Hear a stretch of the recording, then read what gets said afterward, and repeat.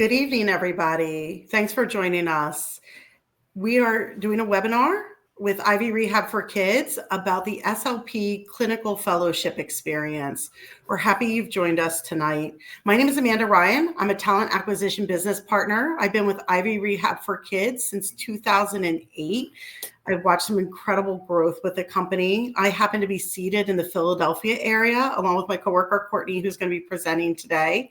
And we've hired lots of clinical fellows over the year who have done some amazing things with us. So we're happy to have you join us and share a little bit more about what it looks like to be an SLP and a clinical fellow with Ivy Rehab for Kids.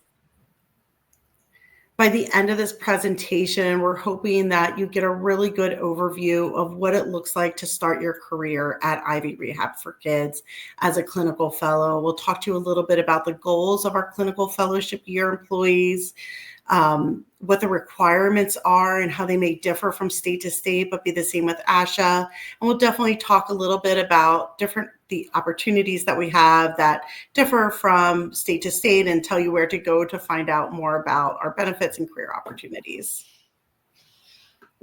This is a disclaimer. We do want to make sure you understand that we will not be giving medical advice during this webinar.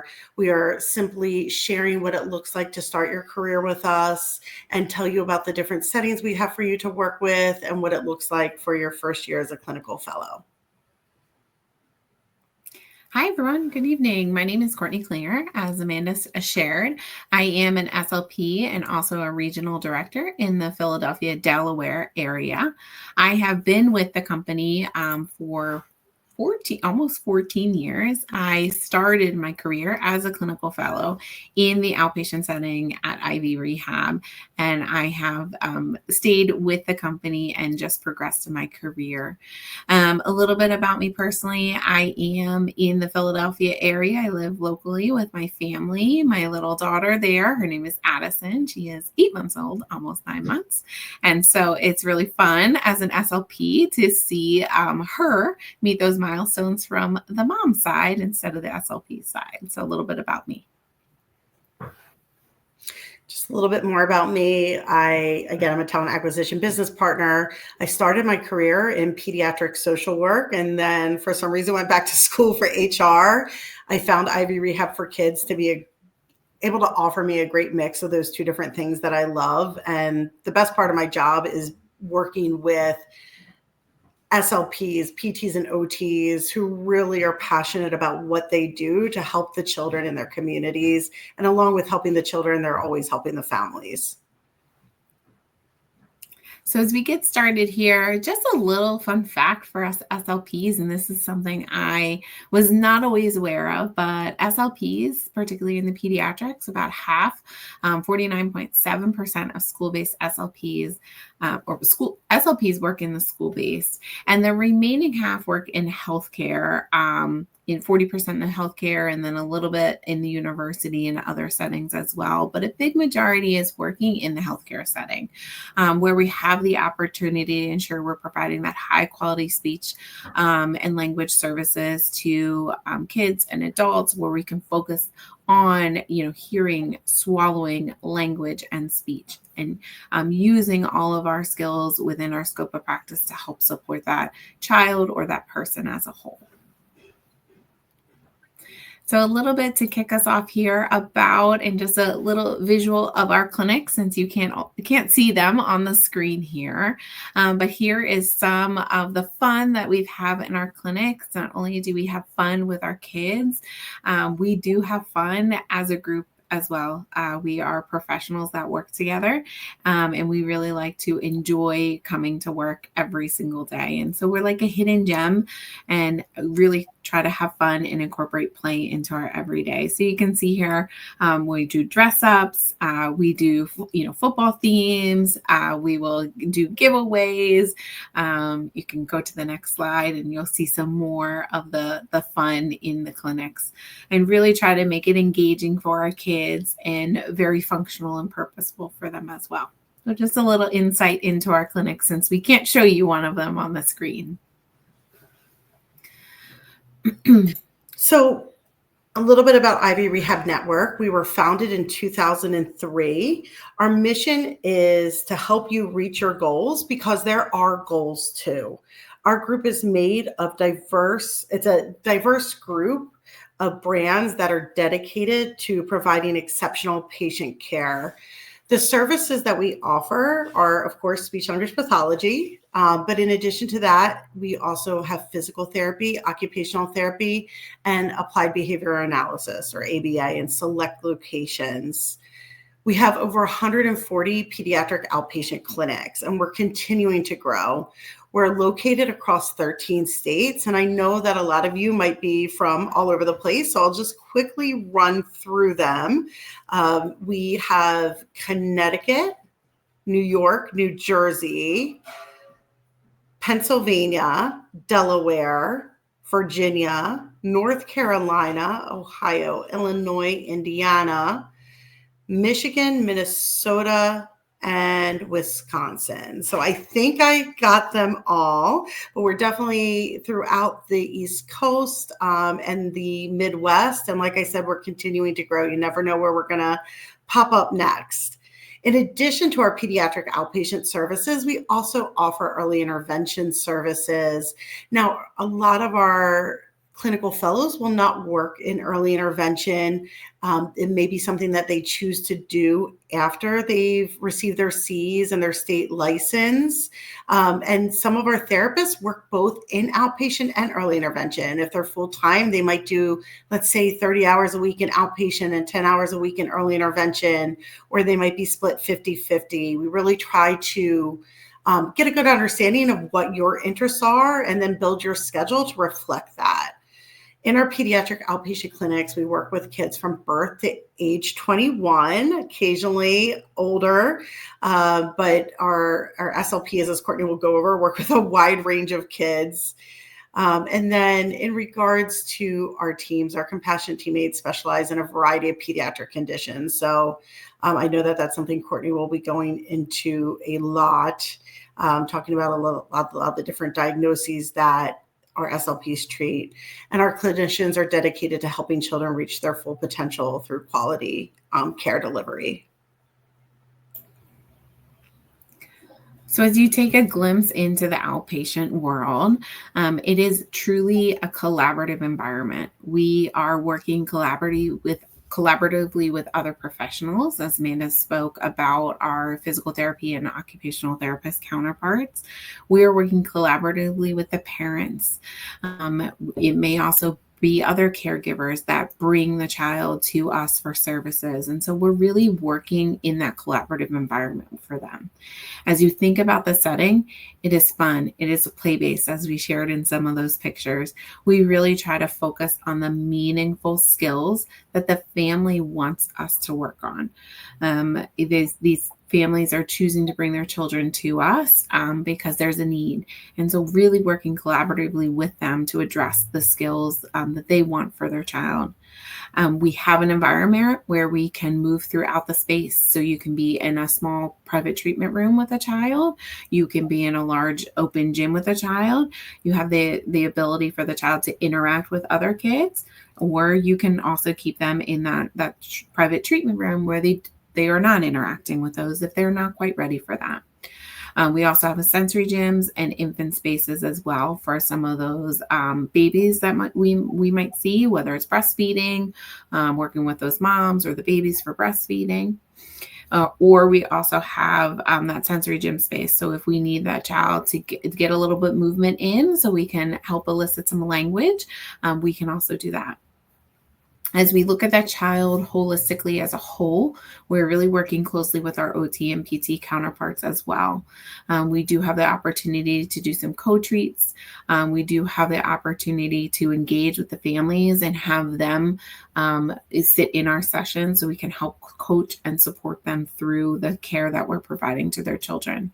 As Amanda talks about, we do birth to the 21. So you're using a lot of those areas in their scope of practice that maybe in some other settings you're not always getting the opportunity to use. So working collaboratively with the family to help support feeding and swallowing and really helping with them. We do have all one-on-one sessions, and the session duration depends. It's 30 to 60-minute length on average, and that certainly can change based on the child and also the setting in the area that you're working with as well. So as we look through some of our previous clinical fellow supervisors and clinical fellows that have been with us, we wanted to share a couple testimonials with you. I won't read them all verbatim, but this is recorded so you can always watch them back. Nissa here, she is actually a team member that started with us several years ago. I want to say 5 or 6 years ago. I can't remember exactly. She actually started with us in the Philadelphia area. And she actually then her family situation changed and she moved to Chicago area. And so she stayed with us in that Chicago area and moved locations. We also have Molly here as well. She is a CFY with us. And so you can see a little bit about her testimonial. We have 2 additional team members on the next slide. We have Jackie and we have Emma, both a CF supervisor and a CFY. And you can kind of see in there in the testimonials, not reading them verbatim, but really that, the combination of passion, being able to be creative, use your clinical skills to really make a difference in that child's life. You can see some of those keywords sticking out there. You can see from Emma here, just feeling prepared to work independently, but yet being collaborative and having the support of Jackie alongside of her. So those are 2 of those testimonials. And then in our Philadelphia area, we have Maggie and Krista. They are both CF supervisors. Maggie did her clinical fellow with us as well. And so you can see here just that opportunity to be able to serve and supervise and support the knowledge growth for CFs and really just being feeling satisfied and rewarded to help seeing those clinical fellows grow as well. So just some testimonials from team members who have been with the company in a couple different capacities, whether it was they started as a clinical fellow and now they're a clinical fellow supervisor. Maggie is also one of our clinic directors as well, and so is Nissa as well as clinical director for location. Okay, so as you think about starting your CFY and growing in your career at Ivy, we wanted to give you a little bit of insight as to what that would look like. So a little bit about the clinical fellowship requirements, just to review and go over this, because I know in school sometimes it's a lot of information. And so that repeated review of the information is always key and very helpful for understanding and learning. So ASHA guidelines and requirements, and you can go right on ASHA's website and find these, is a requirement of 36 weeks and 1,260 hours for the CF experience. It's divided up into 3 segments, 12 weeks per segment.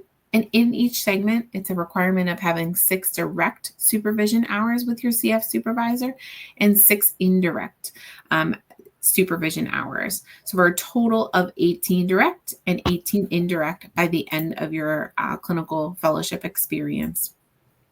Requirement is that there's a minimum of 5 hours per week worked in order to count that as one of the 36 weeks. Travel, lunch, vacation, leave of absence, those don't count towards those hours. So if you're doing some of those things, you're going to have to take them out of that 1,260 hours. And over 35 hours a week doesn't shorten it. You can't say, well, I'm working 40 hours a week, and so I only need to do 32 weeks instead of 36 weeks. It still needs to be a 36 weeks experience. It's on you as the clinical fellow to track your hours to ensure that you're meeting that requirement. The CF supervisor can certainly help and support you through that, but it's on you to make sure you're tracking those hours. At least 80% of those hours should be involved in direct clinical contact. So evaluations, treatments, meetings, and 20% of the activities can be on training or presentations. That is the requirement from ASHA. You can go to the next slide. Awesome. So as we think about the mentors and what we look for is we really help support in making sure we pair you up with a mentor that fits you and what you are looking for in that CF supervisor.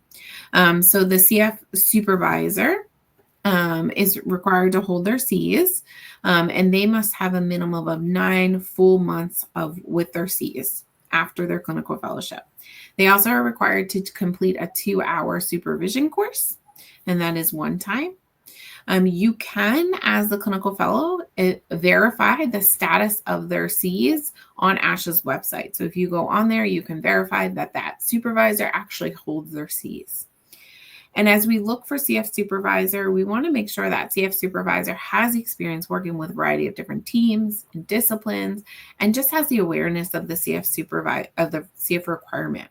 As we think about ourselves and us as a company, there is somebody within the company that can help support somebody in their learning and knowledge. So let's say your CF supervisor maybe doesn't have knowledge in maybe a certain diagnosis. We can help support that cross collaboration between different clinics and different states, and make sure you get the support that you need as well. And some additional supports as well, as once the clinical supervisor helps do your skills inventory at the end of the 36 weeks. It is a 3-point scale. And so that supervisor will be putting you in different areas as needs improvements, meets expectation, or exceeding expectation. And then there's 4 areas. So assessments, treatment, professional practices, and interpersonal skills. Overall, covers 21 different skill areas, and you have to have a 2 in order to pass your clinical fellowship. So that's a meeting expectation you have to have. Both the clinical fellow and the clinical fellowship supervisor are ensuring that you have to work collaboratively to ensure that during each of those 3 segments, those 12 weeks, that you're satisfying the requirement, satisfying the observations, and that you're progressing and meeting those 21 different skills. Okay, so a little bit about state requirements. So every state is different. So there is a link here for ASHA state-by-state guidelines. So make sure, depending on what state you're in, you check that specific state website. Some states require different supervision guidelines than ASHA does when you're working towards that certification and that clinical competency. So just make sure you're following both of them. Like I know in the state of Pennsylvania, the requirement is that you have to have 40 weeks instead of 36 weeks of that supervision. So just make sure to check with your state, your particular state, and what those requirements are, because they do vary, and there are state requirements and there are ASHA requirements. And so just being aware that those are 2 separate requirements that are needed when completing your clinical fellow. I know they don't make it easy on us having the 2 separate requirements, but just that awareness of the two requirements needed. So as we think about IV rehab and what sets us apart, there's a lot of different settings. That's a beautiful thing about our career is you can work in a variety of different settings. You can work with adults. You can work with pediatrics. You can work with both. You can work in schools. You can work in outpatient. You can work in inpatient. Again, there's so many different settings that you can work in, and that's a beautiful thing about our career. But as we think about what sets us apart in IV rehab for kids, it's really a lot of different things that set us apart. So we have dedicated one-on-one mentorship. So we talked about having that clinical supervisor in place with you to help you grow and expand in your clinical fellowship. Within that, we also have mentorship guidelines that also work collaboratively with that clinical fellowship supervision and also with a mentorship program. So those work collaboratively and helping to support you in your growth. We do have an onboarding process where we really are working with the CF supervisor and creating a comprehensive support system to help you build your caseload gradually. And really, if you want and desire a certain area, we can certainly work with our sales and marketing team to help get you known in that community, to help support you treating a specific diagnosis or specific area. We work gradually to help get you independent. One of the beautiful things is that you are working alongside of PTs, OTs, and other speech therapists in many of the clinics. And so you have that support network, but you also have the ability to improve in your skills so that you feel confident to independently work as an SLP. We offer consistent hours that does include prime times. And so that flexibility to work with your personal life as well. And then we also have an abundance of tools and resources. As I spoke about earlier, there may be times where maybe your clinical fellow, supervisor, or somebody within your office doesn't have the knowledge in a specific area. But we have a whole network, as Amanda talked about, how many states we are in. We have a whole network of SLPs that we can reach out to and get support. We have an abundance of clinical tools. We have an abundance of knowledge. We have clinical teams that meet as well and help, expand our resources and connect with each other so we can help support the patient in that clinic. Okay. So as we think about that positive CF experience for you, it is a wonderful opportunity for you to learn and grow in your skills to become a wonderful and confident SLPs. So some just tools for you to kind of think about as you start your clinical fellow journey is really think about, what you need in your learning. Are you more of a hands-on learner? Are you more of a learner that likes to read something? We have that different opportunity for you to learn and expand in those skills as well. As you can see some different pieces here, becoming, an active member of that interpersonal professional team. So working collaboratively with the OTs and PTs as well. You can work with your clinic director if you need certain resources or equipment. You can certainly work with them to see if that's an opportunity for that clinic to get that. And then one of the beautiful things as the CF experience, you have that opportunity to celebrate the outcomes and the goals that you are helping that patient achieve, helping that family achieve, and hearing right from the family, on a weekly basis, how the therapy you are providing for their child is making a difference in their lives. And so that's one of the most rewarding pieces of the clinical fellowship experience with us. Okay, so a little bit more here about just that, again, to continue to make it a positive experience for you, really working to make sure ASHA's requirements for the CF experience, making sure you're committed to a lifelong learning. There is, as a SLP for 14 years, I'm still learning. I'm still growing. There's still things I don't know. And so just being committed to being a lifelong learner, being open to giving and receiving clinical guidance and feedback from others. And then being okay with voicing when you need extra support, or you're not sure of something, working with your clinic director on site and working with your CF supervisor to help give you that support. And so just like we are SLPs and we pride ourselves in communication and helping our children communicate, we also want to be servants and be good communicators in what we need as professionals as well to help us achieve our goals and help support our kids and their growth.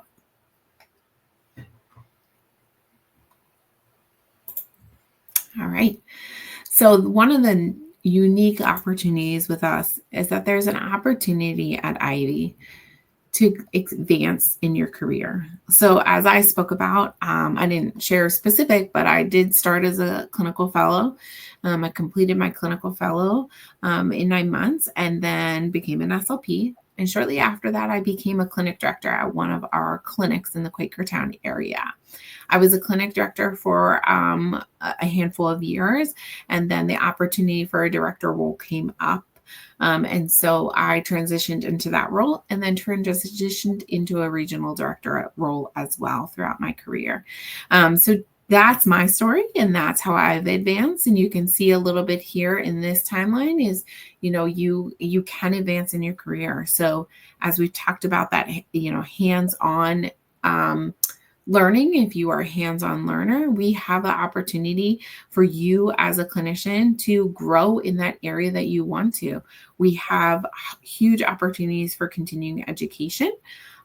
You do have the opportunity as well to use, to take internal courses that we have, external courses, learn from others within the company as well. Working collaboratively with OTs and PTs. Yes, we are not OTs and PTs, but we certainly have things in our toolbox to help support our kids. And so working collaboratively. And so you're advancing as a professional. You have the opportunity to continue to engage with the professional growth opportunities and advance in your career. So we have a career ladder that you can advance up through as well. And then, if you want to work to open your own clinic, that is certainly an opportunity as well, to be a partner and a clinic director in a local clinic in your own community. That is an opportunity as well. And continuing to expand, if you want to work in different areas, you have the opportunity to work in early intervention as well and really get involved in the home and that coaching model as well as an SLP. So just different opportunities, whether it's a clinical side, whether it's an operational side, whether it's working in a different setting, there's different opportunities along your career in Ivy. Thanks, Courtney. I'm going to go over a little bit now for the benefits and what the interview process looks like. I'll try to go into depth about the benefits, but not make it too confusing, because we certainly offer a lot and there are some great benefits to celebrate here. Just for awareness, because I know that there are a lot of different companies offering different types of positions.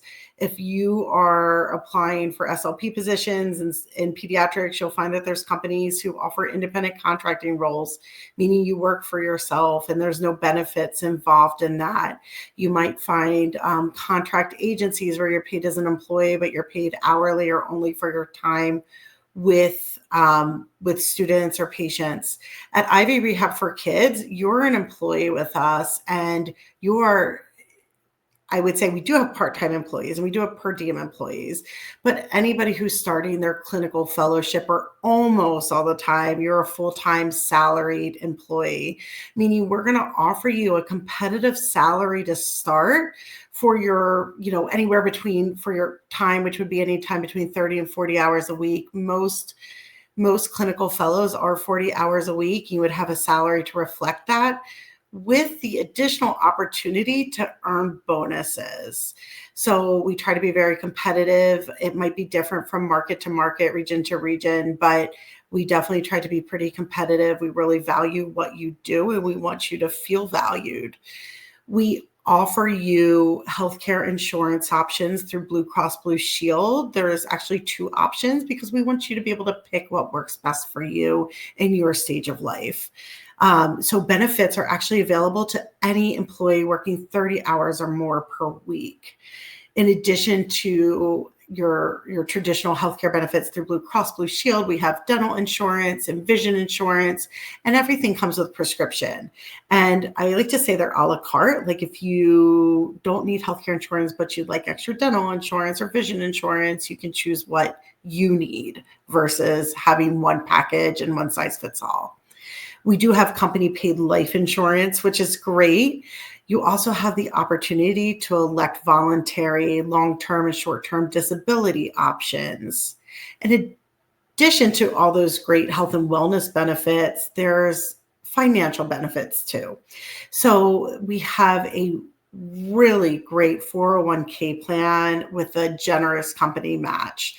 And it is a very generous company match. I've worked in healthcare pretty much for my whole adult life, over 25 years at this point in time, which is a little scary, but I've never seen a 401k plan with such a generous match. We also have paid time off, and I feel like it's really generous paid time off. A full-time employee working 40 hours a week is getting 120 hours or 4 weeks off per year for vacation and sick. And then as you grow with the company, you do get an extra week of PTO after you've been with us for 5 years. So like I've been with the company for a long time. So as Courtney, we have 25 days of PTO to use for vacation and sick time. In addition to that, we have paid company holidays and we have paid days off for continuing education. Now, one of the things I think that really helps us stick out is that those benefits, the paid time off, paid company holidays, and paid continuing ed days, aren't just for full-time employees. They're also for part-time employees who work 20 hours more per week. So I know most of you are probably interested in full-time jobs as you're getting closer to graduation, but you never know where life can take you. It might be something in the future where you are working part-time and you want to have a steady schedule and you want that time off for your sick days and to go away and make sure you have some security when you take off. In addition to those paid days off, we have continuing education reimbursement. We have a really generous plan. Our clinicians who are full-time, 30 hours or more, receive $1,000 a year in continuing education. And then for new graduates, as part of our commitment to your mentorship, we double that your first year. So if you join us in, let's say, July of 2025, you're going to have $2,000 in continuing education through July of 2026. After that, there are opportunities to continue earning more money for continuing education through our clinical career ladder. That's something I always like to highlight for people. If you're someone who's really dedicated to advancing your knowledge and taking continuing education courses, and then sharing that knowledge that you're getting from continuing education, not only with our patients and families, but with your coworkers, with maybe students that you're taking in the future. Maybe a couple years down the road or 2 years down the road, you have a clinical fellow and you want to share that knowledge. The clinical career ladder is probably for you. You can earn anywhere from $500 extra dollars to $1,500 extra dollars a year in continuing education, and anywhere from an additional 2 days off or 1 day off on top of the 2 you already get for continuing ed to an additional 3 days off. So we have some clinicians who are getting upwards of $2,500 a year in continuing ed reimbursement and 5 days off paid to take courses outside of their work days. So definitely a great program. We also have a pediatric residency program, which I think is really fantastic. I have not heard of any other companies who are offering pediatric residency programs for SLPs. So our pediatric residency program is for SLPs, OTs, and PTs. It's a really in-depth way to advance your knowledge. It comes with a lot of extra mentorship, and it's perfect for someone, we typically say, like after your clinical fellowship year, when you feel like you really understand your job and you want to continue advancing. It's a great thing to get into. I know that Courtney talked a little bit about our new graduate mentorship program and the fact that you have that one-on-one time with your mentor. It really goes well beyond what is required for ASHA's supervision. And our new grad mentorship program is for all clinicians. It's not just for SLPs, but our PTs and OTs are following the same program. So we really want you to be able to grow that first year with us and become independent while you still have the opportunity ongoing to work with others. I think that's what people love so much about the company is you're always working with other people within your own discipline, as well as other disciplines to bounce ideas off of. There's tons of brainstorming happening all the time. And then we do have internal leadership development programs. So depending on what you want leadership to look like for you, maybe you're interested in becoming a clinic director or opening your own clinic and becoming a partner with us. Maybe you're interested in becoming a leader from a clinical development standpoint, and you want to help develop programs. There's different leadership opportunities for you to learn from our leadership team and advance your knowledge that way, because it's more than just your clinical skills. It's also professional skills that make you a well-rounded employee. And then the next steps here. So what to do next? I would definitely say that you should go visit the Ivy Rehab for Kids website. We do have an awesome careers page there. So you can see a lot of our different benefits on the careers page. You can find more information about starting your career with us as a new grad, or what experienced therapists might enjoy about working for us. And then you can also search by position. So you can look at pediatric SLP positions. Some positions you might type in speech language pathologist, and you can look at it by city and state and radius and find all the different opportunities that might be a fit for you. What I would say too is that if you find one position and you apply for it, you don't have to apply for like 5 or 6 different positions if it's something that you see a couple of them you're interested in, because another talent acquisition business partner, maybe myself, maybe it's one of my colleagues, is going to reach out to you, and we can talk to you about all the different locations that make sense for you, and we can move your application around if it's a different location that makes as much sense or more sense in that time. So once you apply for a position, you will get an email or a phone call, text, sometimes all 3, from one of our talent acquisition business members. If for some reason one of us aren't able to do it, like I was on vacation recently and Courtney and her team were reaching out to people for me because we all work together to make sure people are being taken care of, we'll reach out to you. We would have a phone conversation. So I would say like a light phone interview to talk a little bit about, hey, I want to find out what made you decide to become a speech language pathologist. What have you enjoyed about your placements while you were in school? What are your career goals? What attracts you to a pediatric outpatient environment, as well as any other settings you might be interested in? So I want to find out about you as an SLP, and then of course share information about the different clinics that we have. At that point in time, I or one of my coworkers would then connect you to a person like Courtney, like our regional director or an area director, or if it makes sense, just put you in directly with a clinic director for an interview. But we'll work with our team to get you scheduled for an in-person interview. Now, there's definitely times where, maybe you live in Texas and you're moving to Ohio, or maybe you live in Florida and you're moving to Philadelphia. We can accommodate virtual interviews as well. And we've done that. We've even done like virtual tours of the clinic and have had therapists meet with team members virtually. I say in person is always great, but we have the technology advancements to be able to do something really nice over the camera. So we'll work with you to set you up for the type of interview that makes the most sense. Now, if you are graduating soon, so if you're graduating in May, June, I would say to apply now. We are currently interviewing therapists and making offers for May and June start dates. I know throughout the Philadelphia area that I cover, but I'm sure all across the country. And then if you're graduating in August, I know we have here to sign up for a phone screen in the next 4 weeks. I would probably say that I am getting a lot of resumes now for August graduates. Probably, sometime in May, June, we'll be interviewing for those positions. Right now, we have a good idea of what's open right now and where we can take clinical fellows and support you with supervision and mentorship you need. But if we get more positions that come along, they might be really appropriate for August graduates. So I would say to get your resumes in soon as well. This is just a little commercial for our next clinically speaking episode, which is on PT and PTA collaboration. Probably if most of you are SLPs, it might not be geared towards you, but you can certainly pass the information on. And then also here's my contact information. There's a link to connect with me on LinkedIn and my email address. If you are interested in opportunities and you're having any trouble with applying, or you want to reach out to ask extra questions, definitely feel free to reach out to me either through email or LinkedIn, and we can find a time to connect and discuss things further. And then that just brings us to our Q&A.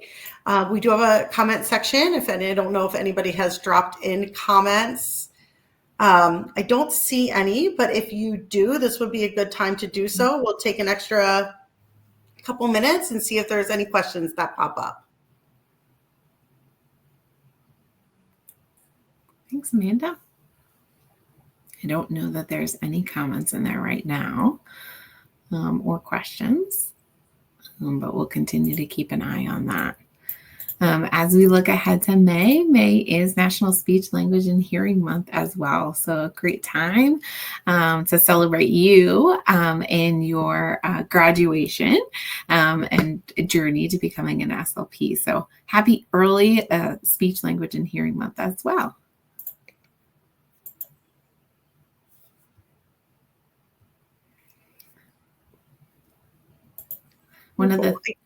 I was just going to say, a question that I often get from clinical fellows is, what do you look for in a clinical fellow? What do you look for in a person that you would hire on your team from a clinical fellow? And so I'll answer that because I've gotten that question multiple times from clinical fellows as they start their journey. And so some of the things that I look for, and Amanda, you probably have some slightly different things, but similar. I look for a clinical fellow who is really humble, independent, has good communication skills, and is flexible. You know, we work with peds and we work with kids. And so unfortunately, we might start our day and this would be our plan for the day, but the day changes because kids get sick and kids cancel appointments or don't show for appointments. And so sometimes we're then jumping in and seeing a different child to help support them. Or, you know, our plan for this session was to do X, Y, and Z, and Johnny's not having it today. So we need to pivot. And so somebody who is able to be flexible and adaptable. Good communication, as we've talked about, you are your advocate for yourself as a professional. And so communicating with your clinic director, communicating with your clinical supervisor if you need something or you have questions, not being afraid to reach out. And as I talk about like independence and humility, is just somebody who is also comfortable to say, I don't know this, but also comfortable to say, hey, sometimes it's best to kind of learn hands-on, right? I have the knowledge. I went to school for this. You know, maybe I had a clinical placement in this area, or I saw this in my clinical placement. And now sometimes it's just the opportunity to let's try it, right? And let's get hands-on and be comfortable to be outside of your comfort zone so that you can become a good independent SLP as well that can, you know, drive your goals for your kids, but also know that there's a team around you to help support you as well. So, Amanda, I don't know if you have anything different that you look for. I love that word humble. I think that it is something that I look for. I'm always looking for candidates who know that they don't know everything yet. And it's good that you can identify that. This is a growth opportunity. You're coming into this position ready to absorb information and work with others. And that's what we're looking for. Definitely looking for good communication skills. I know that one question I got, even it was just yesterday, which kind of made me think of this, is that I had a candidate who was worried because she had not had a medical placement. She had 2 really good school placements working with working in an autism program in both schools. So it was a little bit more specific to working with, one was working with young children on the autism spectrum, one was working with more adolescents. And she was worried that we wouldn't consider her because she didn't have that medical background. And I love the fact that she was aware that she would be coming in and having to learn, and her communication skills and her sincerity was so good that it made me want to bring her on. It wasn't, you know, we're definitely open to candidates who haven't had pediatric outpatient experience. We know that you have limited opportunities sometimes for your clinical placements, and sometimes you don't always know where you want to be when you start your clinical placements. But this is definitely your first year out of school is a good year to learn. You're going to continue learning throughout your career. Even after your first year, you're still going to have things to learn. And I've hired people with 15 years of experience who are like, oh my gosh, I've learned so much here, because they're coming from a different setting. They're working with different people. They're seeing different kids. It's just a career where you're always going to be learning new things about the people you work with. So definitely, I think we have that in common for what we look for with people. Definitely organizational skills are certainly important.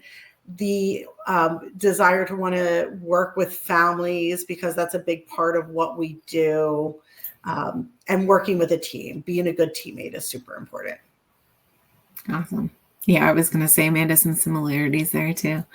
So I don't know that we have any questions or comments here. So we just want to thank you all for listening and joining. Certainly reach out to us if you have any questions or comments, and visit our website to apply for some of those positions as well. But thank you all very much. And we hope you have a wonderful evening, and best of luck in your future as an amazing SLP. Thank you. Bye, everyone.